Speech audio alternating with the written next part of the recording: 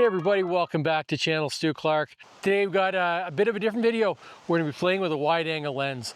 I just recently purchased the new Viltrox 14mm f4 for the Nikon Z mount. This lens, when I first heard about it, it checks a bunch of boxes for certain needs that I had. I do a bit of real estate photography on the side. I don't do a ton of it, but I was in need of a little bit wider lens. I've been shooting with an 18mm, and it was served my purposes for 90% of the shoots, but I wanted something a little bit wider just for some of those smaller spaces. So when I saw there's a 14mm prime, I was like, oh, that'd be really neat. So this lens, like I say, it checks a bunch of boxes. One, price, 289 Canadian. It's an absolute steal.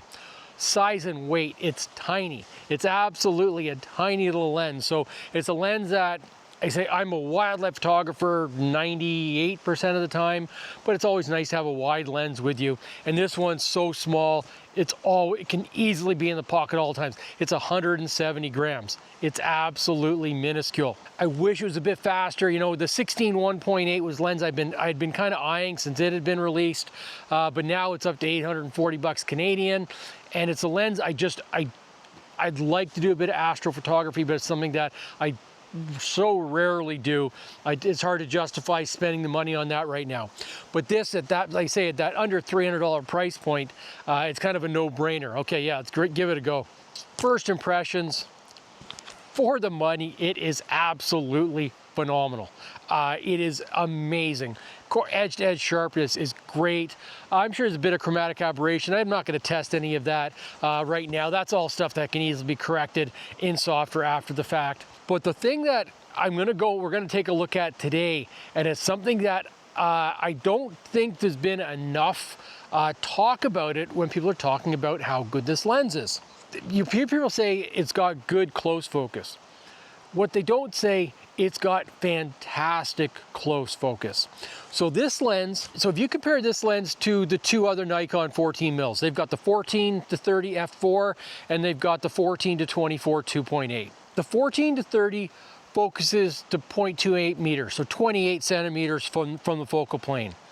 The 14-24 focuses to 28 centimeters as well. So as much as most 14mm have got reasonable close focus, you know, you're basically a foot away.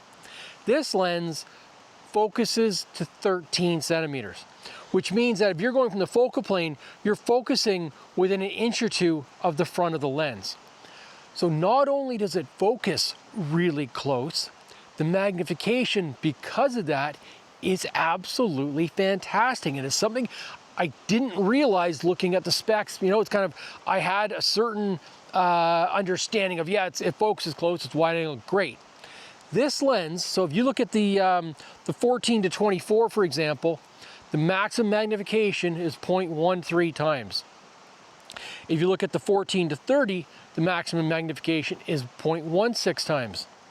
This lens is 0.23 times, which means it's almost a quarter life size.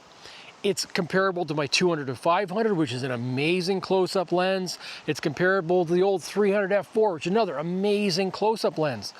But what that means is that you have got, this lens is going to be an incredible kind of, not macro, but that mushrooms that you want to get in tight on small subjects. This lens is absolutely phenomenal. You want to get those mosses, you know, you want to kind of come into the old growth forest like this and take advantage of the focus shift shooting that this camera offers, the Nikon Z8, I believe the Z6 III and Z9 as well. You can come into these forests, get focused right tight on your subjects, and then with that focus shift, you can get incredible close focus scenes. It's something that I didn't realize at the time. I don't do a ton of landscape photography, something I want to get more into. It's one of the reasons of getting this lens. It gives me another option in the toolkit. Is it as good as some of the more expensive lenses? Probably not, but for $289, it's worth a go. And so far, I've been blown away. The sharpness is great. It's absolutely fantastic. I haven't test shot this at all on any charts or anything like that. There's other people doing that testing out there. But what I found is that the landscape's excellent. Corner to edge sharpness is excellent. But like I say, that close focus ability is something that really sets it apart from all the other 14 mils from Nikon. So this is a unique little lens that I think is missed in a lot of the reviews and a lot of the chatter about it. This is a really fun lens, and for the type of photography I like to do, I like that. I would say wildlife photographer, but I like that also, that real in tight, close focus photography, say especially using the focus shift with Nikon cameras. So yeah, let's go find some neat subjects and we'll kind of set up on them. We'll take a look and see how it does. Getting a little bit late in the season for mushrooms, but I still think we can have some real fun here. So I've got some neat mushrooms along the log here.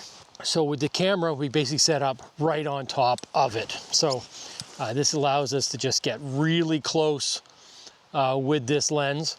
We can get, we're right on top of the mushrooms themselves.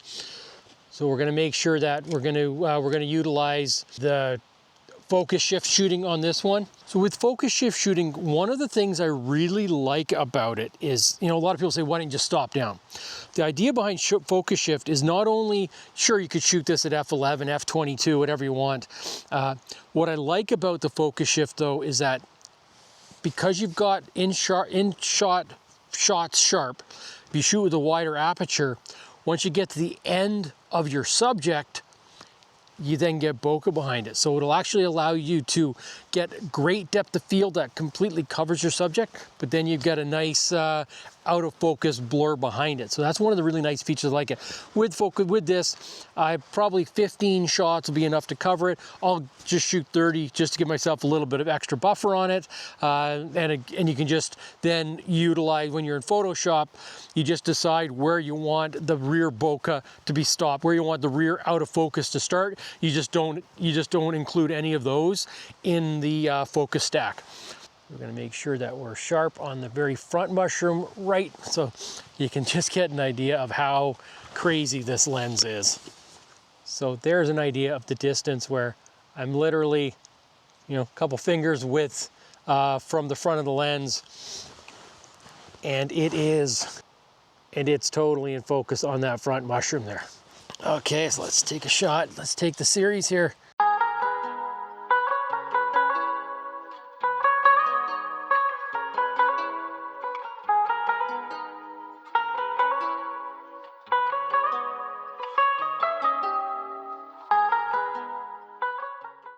With focus shift, it's always nice to just make sure you're inside of the focus plane, inside of your subject just a little bit.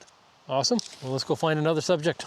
This is pretty insane. So I've just got the camera on the ground, focusing on the little mushroom right in front of it here.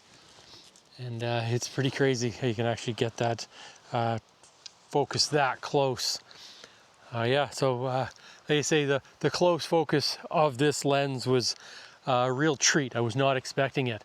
And just kind of, it makes it a really fun lens.